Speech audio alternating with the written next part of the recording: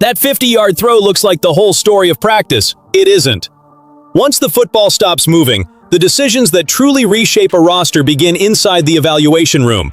Who earned Purdy's trust? Why one veteran was moved out for another urgent addition? Which receiver is creating a path without relying on highlights? And why the phones started ringing about running backs? Faithful, lock in. Today we're stepping inside that chain of decisions to see how production, attrition, and opportunity are redrawing the bottom of this roster before the clash with Tennessee. Following every move in Santa Clara? Subscribe to 49ers Express. The play that will be everywhere is easy to describe and impossible to brush aside.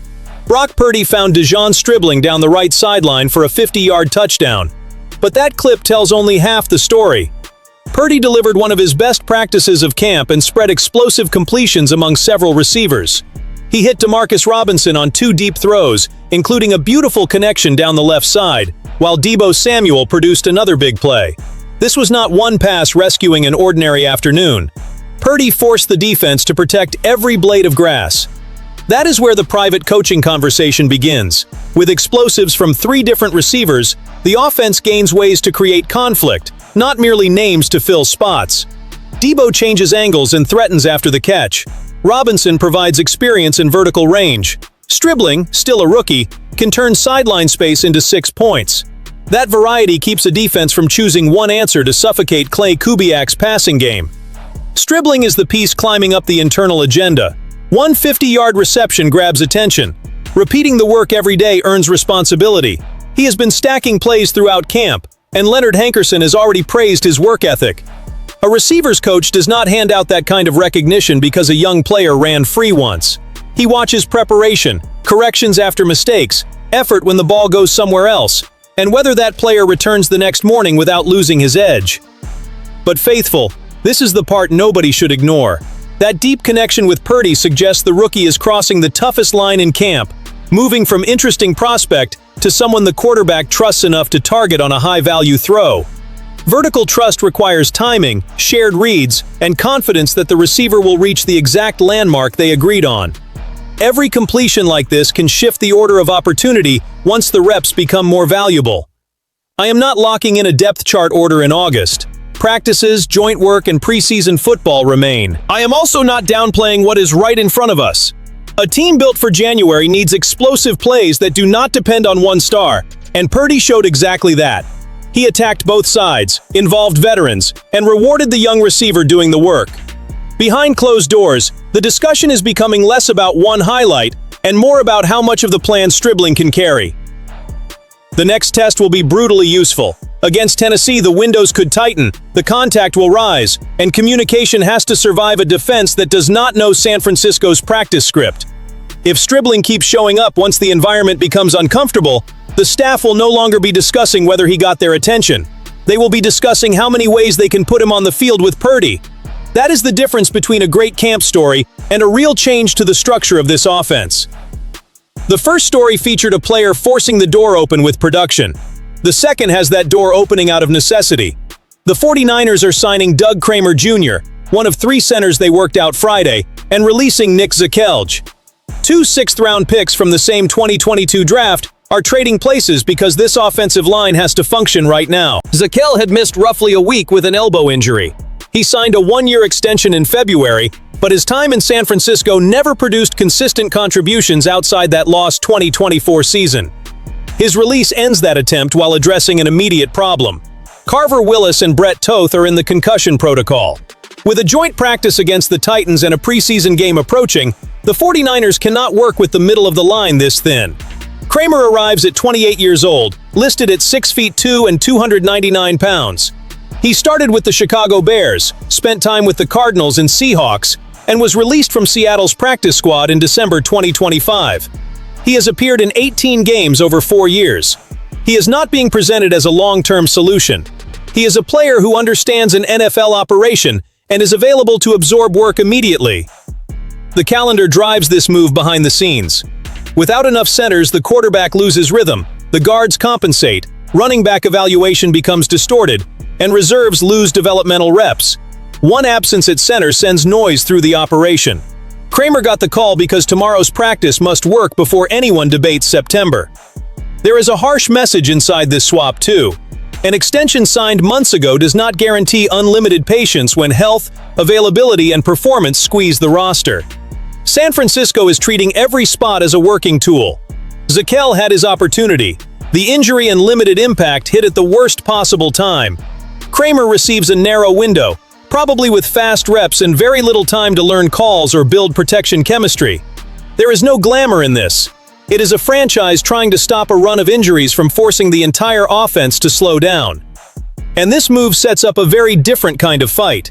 While the offensive line is simply hunting for healthy bodies to hold practice together, an undrafted receiver is using the most physical job in the offense to make himself nearly impossible to dismiss. Will Pauling is not trying to win this competition with the prettiest catch of the day. He chose a less comfortable road: strike people, stay attached through contact, and prove the offense runs better with him on the field. The 5'10", 183-pound undrafted rookie has emerged because of his physicality. Leonard Hankerson called him the hammer in the running game, and right now the room's most physical receiver. That statement changes how this competition should be read. Mike Evans, Deon Stribbling, and Deebo Samuel hold 3 important spots. Christian Kirk, Demarcus Robinson, and Jordan Watkins sit in strong position for 3 more. Jacob Cowing is sidelined with a hip flexor injury. If Pauling tried to beat everyone by doing only what those players already do, he could disappear in the crowd.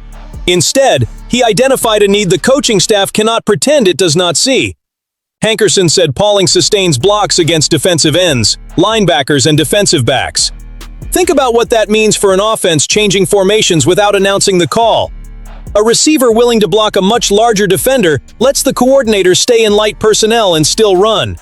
He can seal the edge and turn an ordinary gain into an explosive play without touching the ball. That work nearly disappears for the audience. Inside the film room, every rep is exposed. His work away from the play matters too. Pauling stayed in Santa Clara throughout the offseason and shows up ready to work. That does not hand him a roster spot as an emotional reward. It creates trust when talent is compared at the margins. The last receiver is not selected only for targets on a perfect Sunday. He must contribute on special teams, block with purpose, and handle assignments never designed for him. There is still a difficult layer to this. Being the room's best blocker can put Pauling in the conversation, but it cannot end the conversation. He still has to threaten a defense as a receiver when chances arrive. Otherwise, opponents could read his entrance as a clue that the running game is coming. He breaks that tendency by punishing coverage on his limited routes, keeping his hands reliable, and showing enough versatility to avoid becoming a predictable specialist. That is why his camp feels like a decision being shaped behind closed doors. A player without draft capital must offer something so useful that cutting him feels like removing a function from the offense.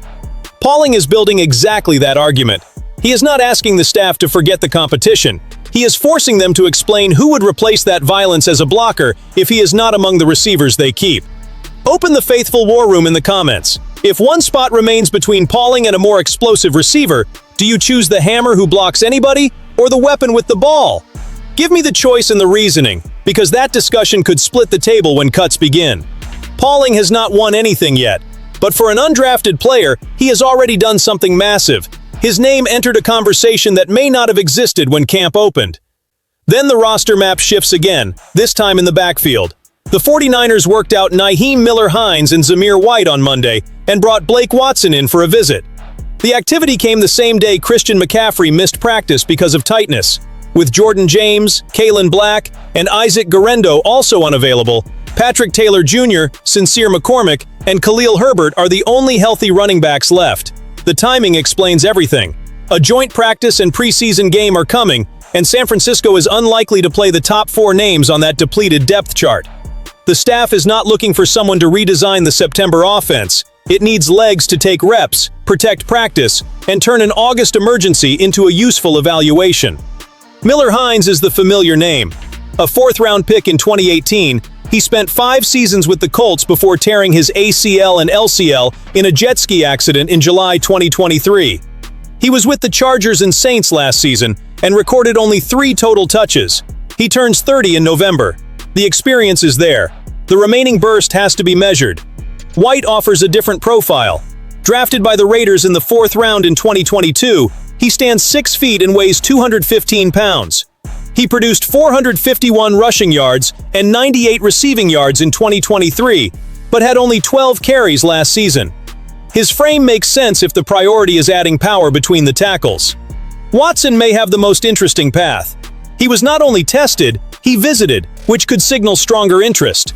An undrafted free agent in 2024, Watson ran a 4.3940 at Memphis's Pro Day, posted a 41.5-inch vertical, and reached 11 feet 3 inches in the broad jump. All three marks landed in the 90th percentile. Last preseason against these 49ers, he produced receptions of 16 and 18 yards after beating Nick Martin's contact. That does not guarantee a signing, but explains why his name may have stayed in a scouting report. Speed, history against this roster, and a visit while four backs are out deserve attention. If he signs, he gets immediate volume and a real shot at the practice squad. Clay Kubiak said absences create opportunities for other players. The front office must now separate urgency from fit. Miller Hines brings receiving history. White supplies mass. Watson offers athletic explosion. The choice will reveal the staff's first priority. Above every workout, though, sits the obligation to manage McCaffrey intelligently. A contender does not prove its courage by forcing its greatest weapon through August. It proves its competence by building alternatives that keep practice moving without making the starter pay the bill. Camp spoke two different languages today. On the field, Purdy and Stribbling delivered explosion.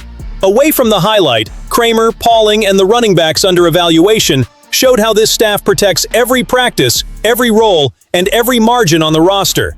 That is the invisible work of a contender. Reward the players who rise, react before a shortage becomes chaos, and never waste a chance to find help. Faithful, let me know where you stand. What is the most urgent next step? Expand Stribbling's role, secure protection at center, or reinforce the backfield immediately? Drop your decision, subscribe to 49ers Express, and help us drive that pressure. The team belongs to them. The watch belongs to us.